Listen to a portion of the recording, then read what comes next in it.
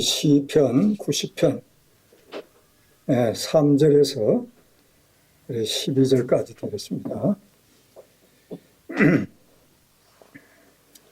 제가 봉독해 드리겠습니다. 주께서 사람을 티끌로 돌아가게 하시고 말씀하시기를 너희 인생들은 돌아가라 하사오니 주의 목전에는 천년이 지나간 어제 같으며 밤의 한 경쯤 같을 뿐이니이다.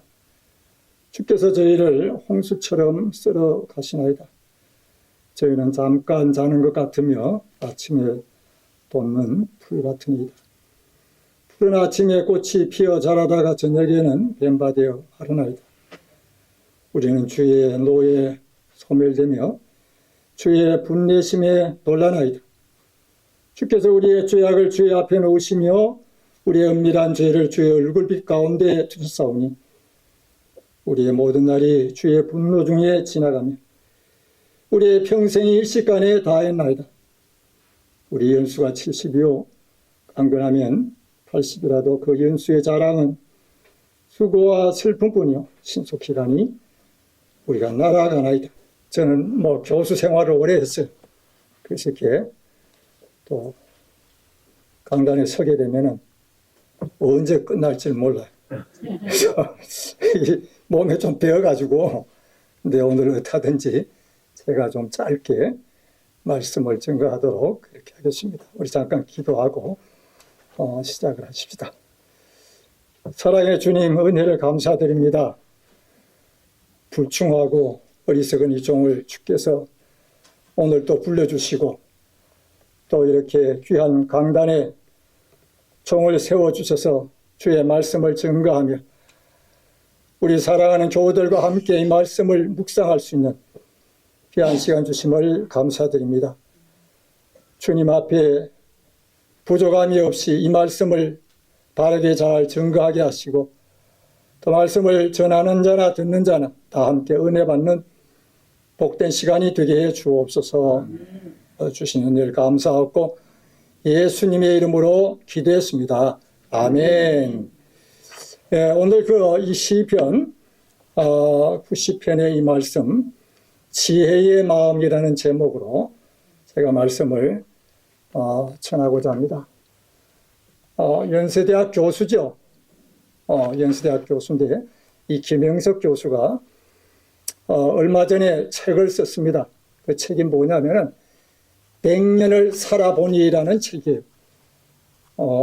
그 책, 이 갈피 겉장도 아주 흰색입니다. 흰색으로 그냥 100년을 살아보니라는 이 책자를 그분이 썼는데 제가 상당히 흥미로운 책이라서 좀 사서 읽어봤어요. 그 책에 이제 내용이 5가지의 챕터로 되어 있습니다. 지금 그 김 교수의 나이가 106세가 되겠죠. 1920년도 출생인데 이 책자에서 맨 첫 번째 다루는 챕터가 행복론이에요. 사람은 언제 행복을 느끼는가라고 했을 때 그 주장은 감사하는 마음이 있을 때 지당한 말이죠. 감사하는 마음이 없는데 무슨 기쁨이 있겠습니까, 여러분? 감사한 마음에 기쁨이 따라오고 계속해서 그것은 어떻게 평안으로 이어진다는 말씀. 성경에 우리가 가만히 읽어보면 모든 성경 말씀들이 감사와 기쁨과 평안은 늘 한 통 속이에요. 이 김영석 교수는 바로 이 감사한 마음을 맨 첫 번째 행복의 조건으로 꼽았습니다. 그런데 저는 여러분들에게 이 말씀과 관련해서 고린도서 2장 12절에 보면 이런 말씀이 있어요. 언제 우리가 감사한 마음이 생기는가? 그 감사한 마음의 근본은 은혜를 알게 될 때에. 은혜를 모르는데 무슨 감사가 있습니까, 여러분? 부모의 은혜를 모르는데 무슨 감사가 우러나오겠어요?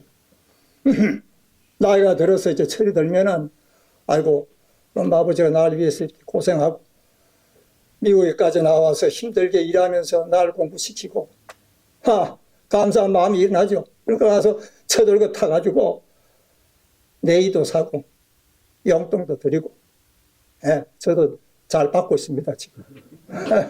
그 맛에 사는 거요.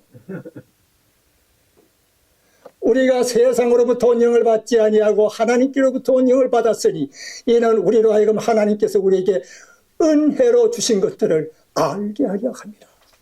참 귀한 말씀이요, 이거. 네, 뭐 내가 똑똑해서 내가 잘나가지고 와서 열심히 공부하고 좋은 직장 갖고 내가 승진하고 직장에서 돈도 많이 벌고 사업도 하고 내가 읽은 것으로 생각합니다.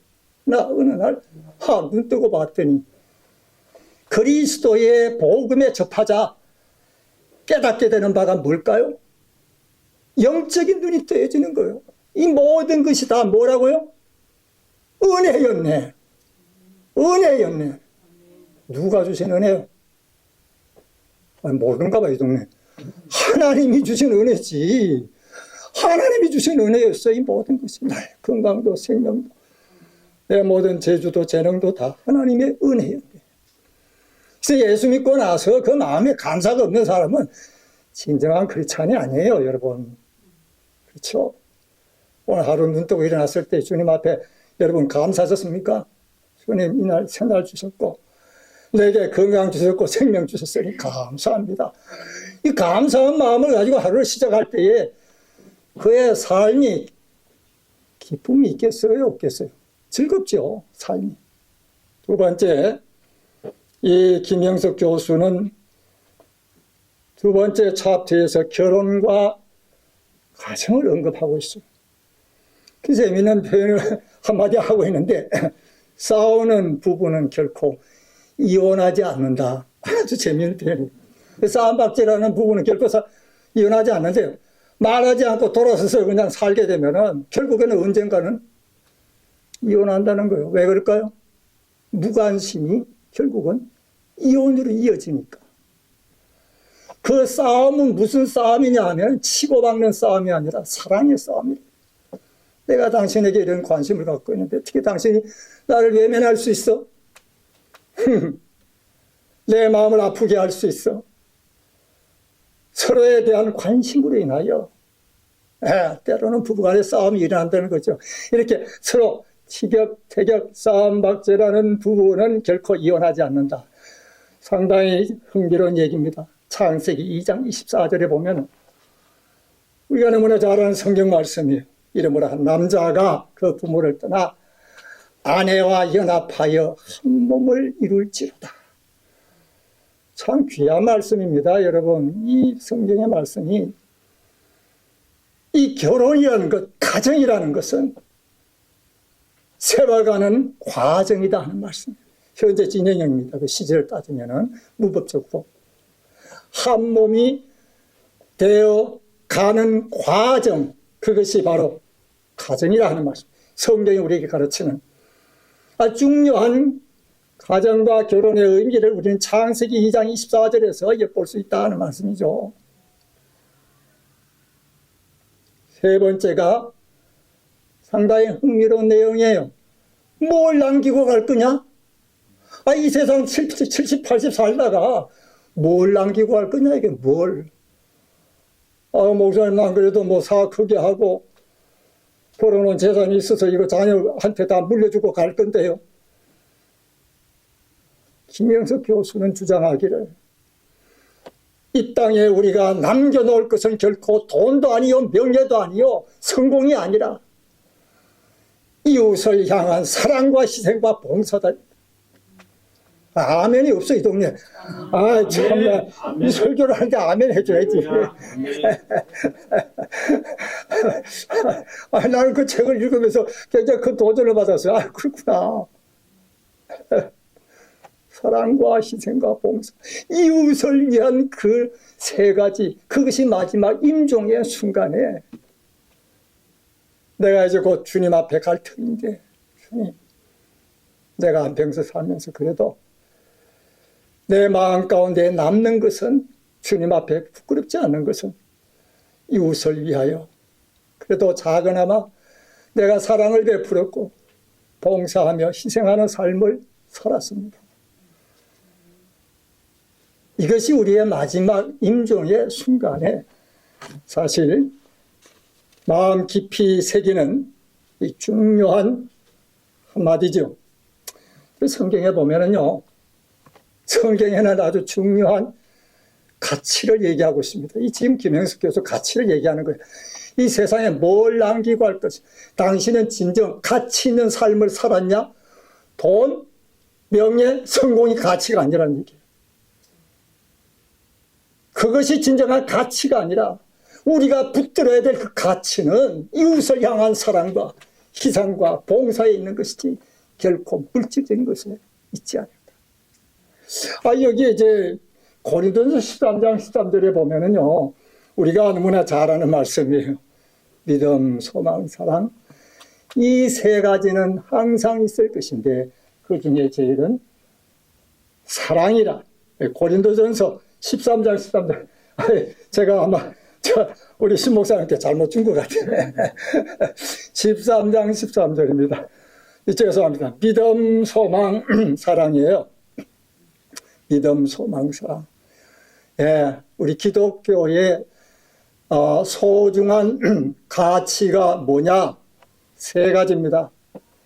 교회 와서 예수님을 믿고 우리가 예배를 드리고 신앙생활은 잘 하는데 실제 우리의 삶에 무엇을 중심으로 내가 살아가는가라고 스스로 자신을 향하여 질문을 던졌을 때예요. 우리가 분명히 기억해야 될 바는 사람은, 인간은 가치 중심적인 존재입니다.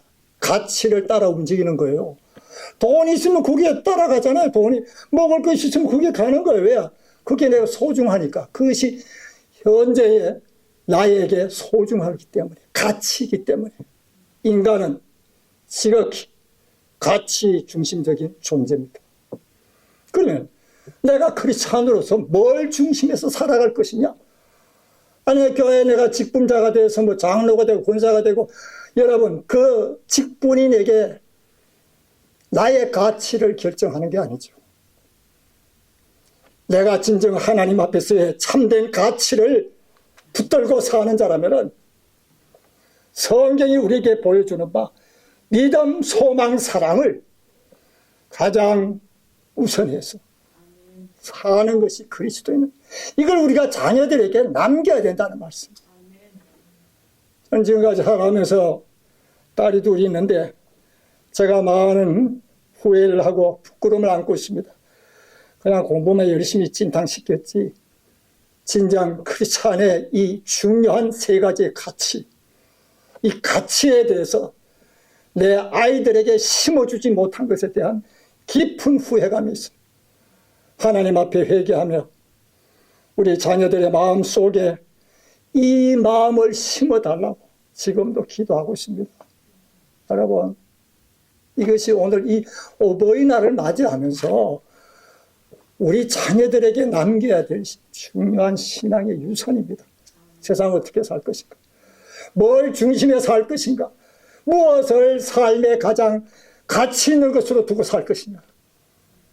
깊이 생각하고 오늘 성경이 우리에게 가르치는 이 중요한 내용들을 우리가 함께 생각해 보는 것입니다.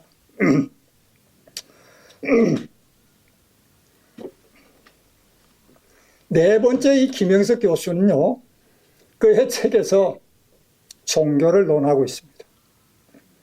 종교. 그 책에서 이 김영석 교수는 그런 얘기를 해요. 많은 철학자들이 허물을 논하고 운명을 논하지만 나는 하나님의 섭리를 믿노라. 그렇지 아니고 장로님이시죠, 그분이. 그러니까 나는 하나님 섭리를 믿어. 그래, 종교에 관련한 나는 하나님을 믿고 사는 자야 라고 그렇게 고백을 하고 있습니다. 자, 우리는 이 종교의 문제와 관련해서 저는 전도서 3장 11절의 말씀을 여러분들에게 소개하고 싶어요. 하나님이 모든 것을 지으시되 때를 따라 아름답게 하셨고 우리 인간에게는 영원을 사모하는 마음을 주셨느니라. 영원을 사모한다는 말이 뭐요? 그게 무슨 뜻입니까? 영생을 그리워한다는 말씀이죠. 영원한 분을 그리워해요.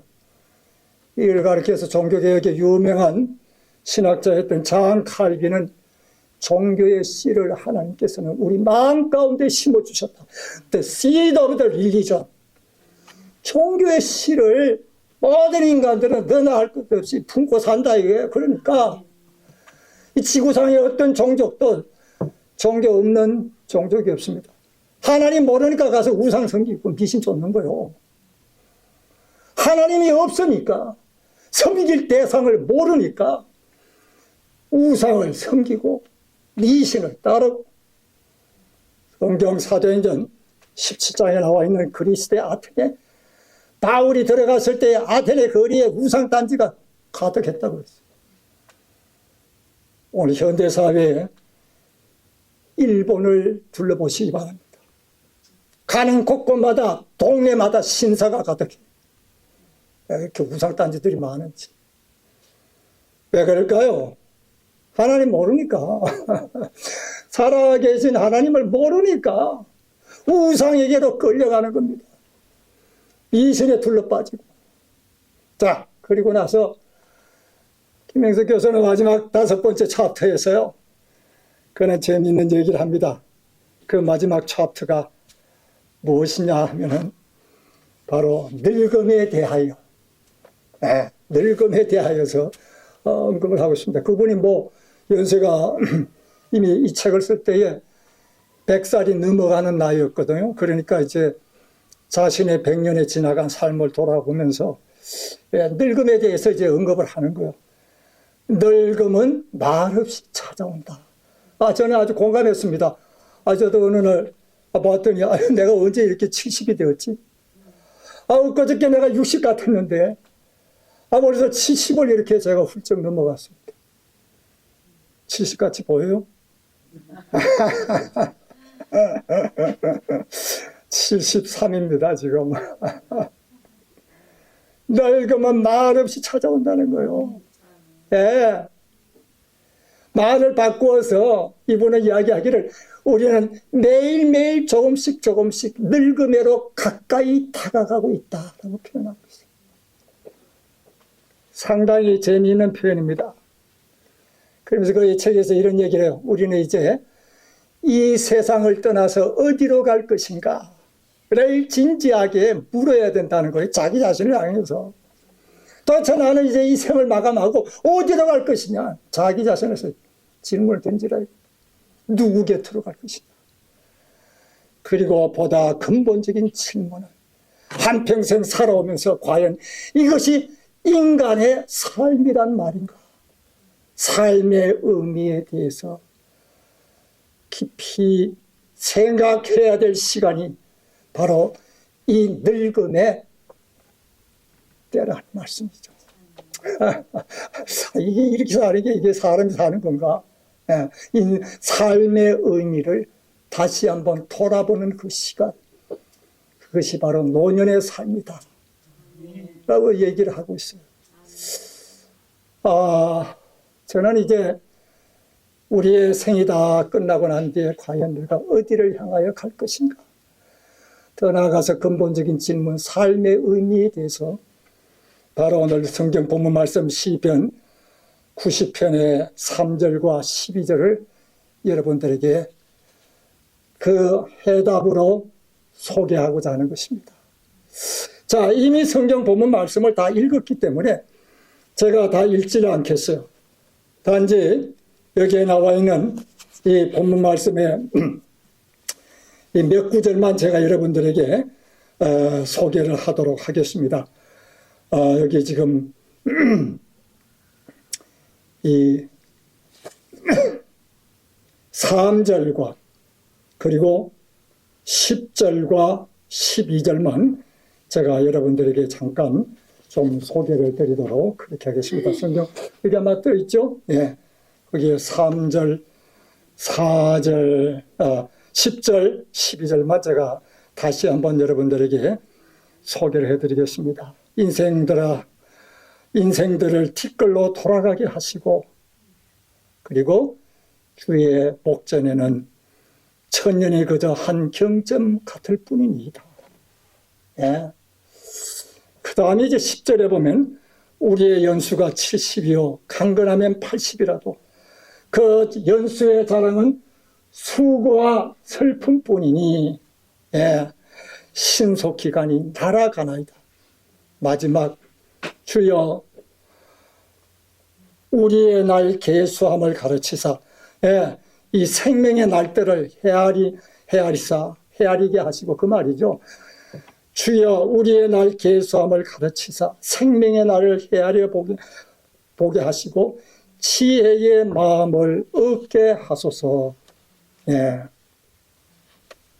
하나님께서 오늘 이 말씀을 통해서 우리에게 주시는 이 중요한 메시지가 바로 지혜의 마음을 얻으라. 특별히 이 노년을 맞이하면서 우리가 가져야 할 이 지혜로운 생각, 지혜의 마음, 예, 아주 중요한 내용이죠. 여기에 재미있는 흥미로운 그 표현이 지금 나와 있는 3절 말씀에 모든 인생들로 하여금 티끌로 돌아가게 하셨다. 예. 성경에 여러 곳에 나와 있는 우리 인간을 표현할 때에 티끌로 혹은 안개로 혹은 흙집으로 묘사하고 있습니다. 욥기서에 보면 흙집이라고 그러죠. 흙집에 사는 존재예요. 쉽게 얘기해서 토담집이죠. 이 진흙집에 지어서 살고 있는 존재다 하는 말씀입니다. 그러니까 비바람 치고 바람 불면은 허물어지는 것이 토담집이에요. 흙집입니다. 나이 들면은 이빨 빠지고 머리 휘어지고 머리털 빠지고 왜요? 하나님께서 데려가실 준비하는 거예요. 와락와락 잘 먹으면 어떻게 하나님이 데려가시겠어요? 제 얘기가 아니라 어떤 목사님이 그런 얘기를 하시더라고요. 내가 거기에 공감했습니다. 그래 맞아. 나이 드니까 머리털도 빠지고 이빨도 빠지고 몸도 쇠약해지고 그러니까 이제 하나님 앞에 갈 준비하는 거죠. 이 티끌이라는 표현이 상당히 아주 재미있는 표현입니다. 자, 오늘 우리는 이 본문 말씀을 가만히 주목해서 두 가지를 우리가 캐치하게 돼요. 깨닫게 된다는 말씀. 그 첫 번째 하나가 바로 인간의 본질에 대하여 성경은 언급하고 있다는 말씀. 아주 분명하게, 확실하게, 그리고 예리하게 인간의 본질이 무엇인가? 티끌에 불과하다. 헐기예요, 여러분. 내가 대단한 존재인 줄 알고 말이죠. 이 1600년대에 유명한 프랑스의 철학자 블레이즈 파스칼이 있어요. 블레이즈 파스칼은 수학자요, 물리학자요, 철학자요. 그는 경건한 크리스찬이었습니다. 그 유명한 명저 팡세라는 책자가 있는데 그 책자에 이런 내용이 나와요. 내가 예수를 믿고 나서 깨닫게 된 것은 나는 전날에 something, 뭐가 되는 줄 알았어. 예수 믿고 나서 내가 봤더니, 눈 뜨고 봤더니 nothing. I am not something, but nothing. 영어 표현이 그래 됐죠. 자기가 대단한 줄 알아. 사업을 하고, 무슨 재주가 있고, 무슨 지위가 있고, 돈을 많이 벌고, 여러분, 대단한 줄 알아요. 그러나, 파스칼은요, 아주 의미 깊은 말을 했습니다. Nothing. 나 아무것도 아니야. 하나님 앞에 내가 얼마나 비천하고, 비루하고 허무한 존재인가를 깨달았습니다. 티끌이 까닭이. 허무한 존재요. 비천하기 짝이 없습니다. 한 줌의 흙으로 돌아갈 인생. 과연 그가 하나님 앞에 사람들 앞에서 자랑할 게 뭐가 있겠어요? 우린 늘 겸손해야 돼. 저 자신이 겸손하지 못하기 때문에 감히 이런 말씀을 드린다는 것이 상당히 부끄럽고 죄송합니다. 겸손해야 될 이유가 바로 여기 있는 거예요. 자, 그러면은 우리는 이 말씀 가운데서 중요한 사실을 한 가지 깨닫게 되는 것입니다. 그래서 하나님께서 오늘 우리에게 이 말씀을 근거해서 주시는 중요한 메시지.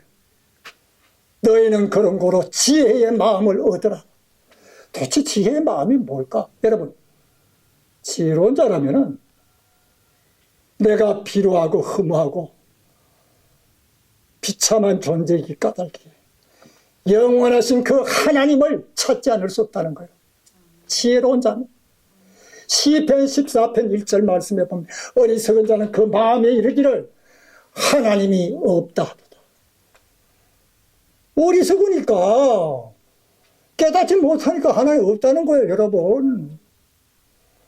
아니, 오늘날 여러분, 그 많은 과학자들이, 의사들이, 예수 믿는 사람들이 다, 예수 믿는 과학자들, 의사들이 다 어리석은 자들입니까? 아니에요. 전에 미국에 와가지고 그 닥터 포스닥이라고 하나요? 그걸 연구하면서 난 크리스찬으로 왔다가 여기에서 예수 믿는 크리스찬들을 종종 봤습니다. 사이언스, 과학 분야에 들어가면 들어갈수록 자연의 신비함과 오묘함을 발견하지 않을 수 없다는 거. 그러니까 도무지 이 모든 것을 설계하신 분이 누군가? 하나님이 아니고서는 그에 대해서도 해답을 찾을 길이 없다는 거죠. 그래서 그리스도에게로 복음으로 돌아오는 분들을 저는 찾아봤습니다. 영원하신 그 하나님, 그 하나님을 찾으라는 말씀이죠. 영원하신 그 하나님을 알라는 말씀에 왜요? 내 존재가 티끌에 해당되기 때문에 내 존재가 비루하고 비천하고 보잘것없기 까닭에 영원하신 그 하나님을 향하여 나는 달려가겠노라. 출애굽기 3장에 보면은 모세가 호렙산 뜰기나무 불꽃 가운데서 야훼 하나님, 살아계신 영원한 여호와 하나님을 만나 뵙는 이 장엄한 장면을 거기서 엿보게 되는 거예요. 놀랍습니다. 가시나무 뜰기나무에 불이 붙었으나 타지 아니하는지라 모세가 기이 여겨 가까이 가려고 할 때에 주의 음성이 들리기를 모세야 모세야 가까이 하지 마라. 내가 선 곳은 거룩한 곳이니 내 발에 신을 벗어라. 여러분 한번 상상을 해보세요. 상상을. 영원하신 그 하나님의 음성이 모세의 귀에 들려지는 순간이었어요. 그리고 하나님의 자신을 계시하시죠. 3장 14절 말씀. 3장 14절 말씀에 나는 스스로입니다. 나는 스스로. 출애굽기 3장 14절에 I am who I am. 나는 스스로 있는 자라. 네, 이 영원하신 하나님을 말씀하는 그런 중요한 내용입니다. 하나님께서 모세에게 타는 불꽃 가운데 나타나셔서 하나님은 영원하신 분이라는 걸 상징적으로 보여주신 거예요. 뜰기나무에 불이 붙었으나 이게 잿더미가 돼야 되는데 꺼지지 않는 거예요. 뭘 얘기하느냐? 뭘 상징하냐? 하나님이 영원하신 분이라는 뜻입니다, 여러분. 상징적으로 보여주신 거예요. 그래서 모세의 이 고백, 내가 이전에는 귀로 듣기만 하였더니 이제는 눈으로 보나이다. 원래 욥기서에 나오는 욥의 고백입니다.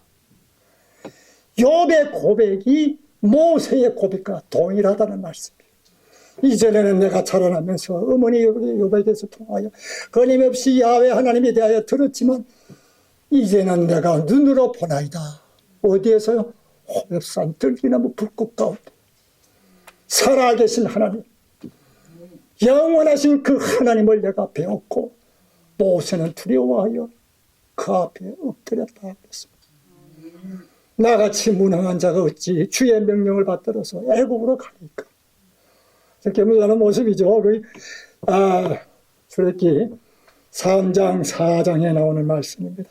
자, 이제 우리는 영원하신 하나님을 의지하고 믿는 자들을 향하여 주님께서 우리에게 주시는 위로의 말씀이 있어요.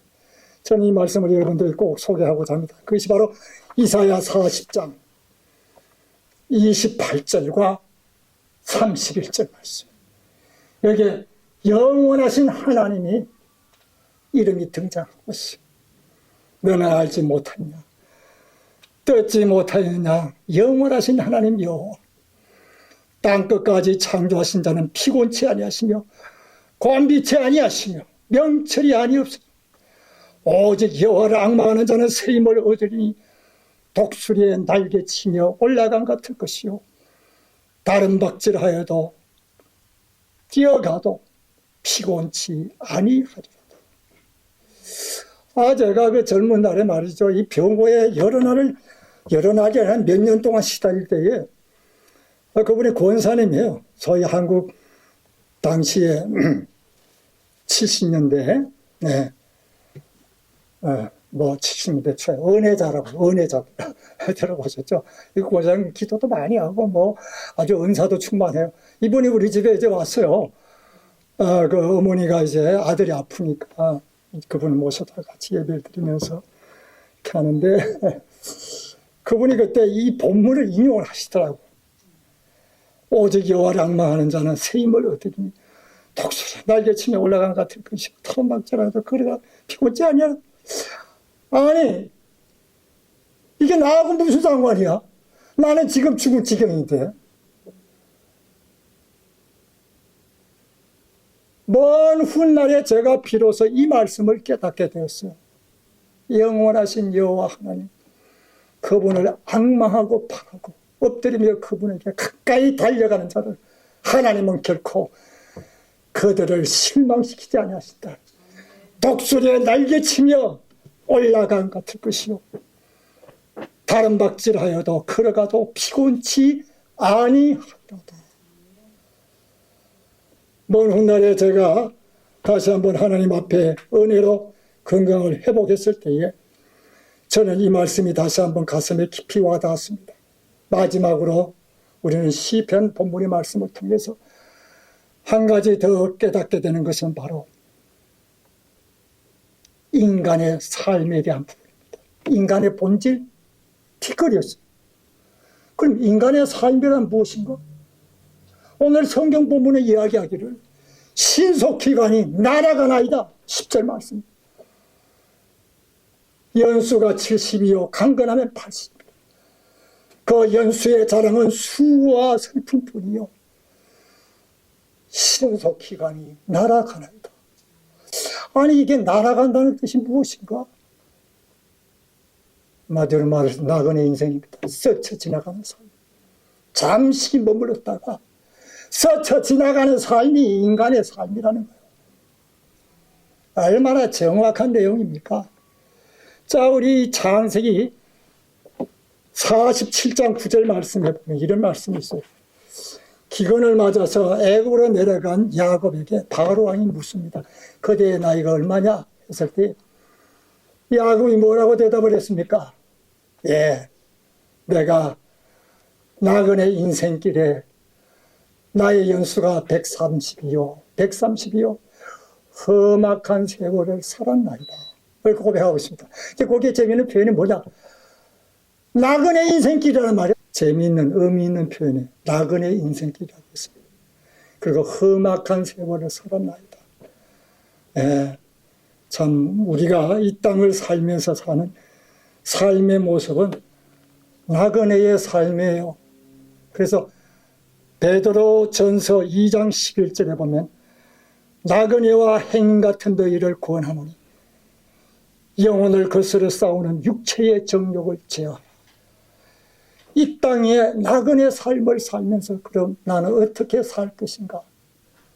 나는 어떻게 이 땅을 세상을 살아갈 것이지? 라고 질문을 던졌을 때에 베드로 사도가 2장 11절 말씀에서 영혼을 거스려 싸우는 육체의 정욕을 제어하라. 욕심 내놓으라는 말이에요. 욕심을 내려놓으라는 뜻입니다. 탐욕 버리고 육신의 정욕에 매어 살지 말고, 그 뜻이죠. 우리가 이 창세기 3장에 보면요, 인간의 이 타락한 본성은 두 가지입니다. 그것이 바로 뭐냐면 교만과 욕심이에요. 이 둘은 늘 짝입니다. 같이 돌아가요, 같이. 늘 같이 돌아가. 교만이 있는 곳에는 항상 욕심이 동하고, 욕심이 있는 곳에는 욕심 부리는 사람 치고 교만하지 않은 사람, 겸손한 사람 봤어요? 아니에요. 그 둘을 함께 할 수가 없습니다, 여러분. 아니, 욕심이 버가지 같은데 버저기 같다고 그러나요? 겸손해. 말되지도 않는 소리죠, 여러분. 욕심이 있는 곳에는 항상 교만이 따르게 되어 있습니다. 잠언서 11장 2절에 보면은 교만이 오면 욕도 오거니와 겸손한 자에게는 지혜가 있나니라. 아, 이게 그 욕이라는 말이 한국말에 무슨 뭐 쌍욕이 아니에요. 정확한 해석의 표현은 디스아너, 불명예입니다. 수치. 교만을 떨게 되면 수치가 따라오죠. 부끄러움이 따라옵니다, 여러분. 그래서 성경이 말하는 교만과 욕심의 저 반대편에는 뭐가 있습니까? 겸손과 나눔이 있어요. 겸손과 나눔. 노년에는 우리가요, 할 수만 있다면 손을 펴서 어려운 자들을 돕고 또 선을 베풀고 우리는 이 땅에 사는 날 동안 하나님이 주신 이 생명의 날들을 귀하게 여기면서 살아가야 할 것입니다. 자녀들에게도 이와 같은 삶의 모범을 보여야 되겠지. 저는 이제 마지막으로 이 한경직 목사님이 그가 노년에 시애틀에 와서 이 자서전을 썼습니다. 연세가 너무 많기 때문에 구술 자선서를 썼어요. 불러도 사람이 그 옆에서 기록을 하는 거예요. 그 구술 자선서에 보면은 이런 글귀가 나옵니다. 나는 한평생 하나님의 은혜에 늘 감사하면서 살았고, 그리고 인생길에 할 수만 있다면 좋은 씨앗을 뿌리기에 힘썼다. 가면서 꽃씨를 뿌리면 언젠가 꽃을 필 것이고, 때로는 과일나무의 묘목을 심게 되면 몇 년이 흘러서 훗날에 그 누군가 이 과목의 열매를 즐기지 아니할까? 좋은 씨앗을 뿌리는 데에 나는 늘 힘썼다 그랬습니다. 그리고 마지막으로 나는 할 수만 있다면 기회가 닿는 대로 선을 베푸는 일에 열심이었다. 이게 한경직 목사님의 삶의 흔적이었습니다. 저는 이 글귀를 읽으면서 참 우리 한국교회사에 이런 분이 다 있었던 거. 우리가 그래서 그분을 존경하지 않습니까? 오늘 우리가 참 안타까운 것은 기독교계 우리 시대에 존경할 분이 누가 있습니까? 뭐 저를 비롯해서 다 부족하고 연약한 저희들인데 우리는 오늘 이 말씀을 통해서 다시 한번 깊이 묵상하며 하나님께서 우리에게 주시는 귀한 말씀을 은혜의 말씀으로 받으시기를 축원합니다.